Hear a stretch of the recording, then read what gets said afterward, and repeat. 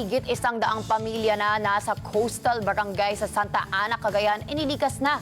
Samantala, bagyong Marce hindi pa maglalandfall sa Cagayan pero dama na ang napakalakas na hangin na may kasamang ulan. Si Erlo Bringas sa detalye. Erlo? Ginagawang evacuation efforts ng lokal na pamahalaan ng Santa Ana dito sa mga residente na nakatira sa coastal barangay, partikular dito sa bahagi ng San Vicente area. Ito sa katunayan, ito kakarating lang ng ilang mga residente mula doon sa coastal areas na inilikas ng PNP Maritime Group maging ng ilang mga officials mula sa iba't ibang ahensya ng pamahalaan. Kasama rin sa naglikas ay ang Philippine Coast Guard maging ang barangay officials para doon sa mga residenteng nakatira doon sa mga tinatawag na coastal area.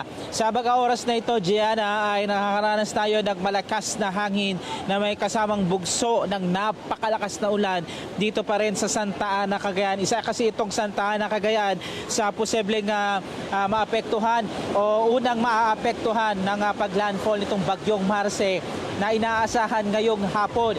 Dito sa likuran ko, Gianna, ito yung isa sa mga evacuation centers na itinalaga dito sa San Vicente Elementary School. Pero magkagayon man, ang sabi ng mga otoridad dito, safe naman ito kahit papaano kasi malayo doon sa coastal area na pinaglikasan ng mga residente.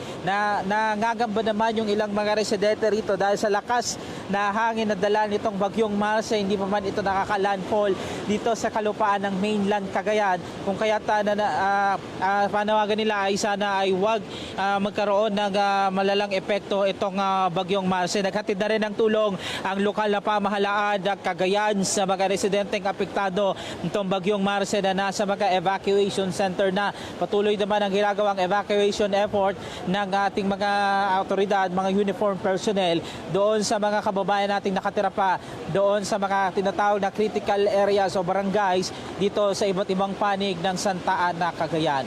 At yan muna ang update mula rito sa bayan ng Santa Ana, Cagayan. Balik sa iyo, Gianna. Okay, maraming salamat, Erlo Bringas. Ingat kayo dyan.